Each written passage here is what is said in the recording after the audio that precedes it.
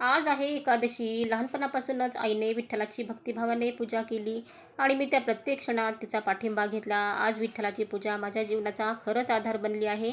विठ्ठलाच्या दैवी शक्तीचा हा संगम मला माझ्या आयुष्यामध्ये स्थिरता प्रदान करते.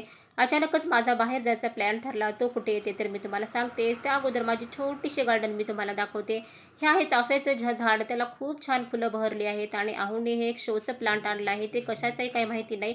खूप छान फुलं त्याला आलेली आहेत. 5 वाजताचा व्ह्यू जो होता, एवढा भारी व्ह्यू होता. खूप छान मस्त असं वाटत होतं आणि मला माझी साडी तर काही भेटली नाही घालण्यासाठी आणि आज मी आईच्या साडीवरच डाका घातला आणि मस्त अशी मी रेडी झाले. मला सकाळीच माझ्या मैत्रिणींचं ना इन्व्हिटेशन आलं. चैत्र गौराईच्या या महिन्यामध्ये स्त्रिया हळदी-कुंकू करतात ना, मग हळदी-कुंकवाचं मला आमंत्रण आलं. मग काय आस्था आणि आम्ही दोघी पण रेडी झालो आणि तिच्या घरी गेलो. गेल्याबरोबर मस्त असा थंडगार रसना घेतला, हळदी-कुंकू वगैरे लावलं आणि खरंच हा सोहळा म्हणजे हळदी-कुंकवाचा नसून ना, यामध्ये आई, भगिनी, मैत्रिणी यांना जोडणारा हा एक अतूट धागा आहे आणि याच्यामुळं स्त्रियांना एकत्र येतात. घरी आले आणि घरी आल्यानंतर माझी मात्र उद्याच्या भाजीची वगैरे तयारी चालू झाली.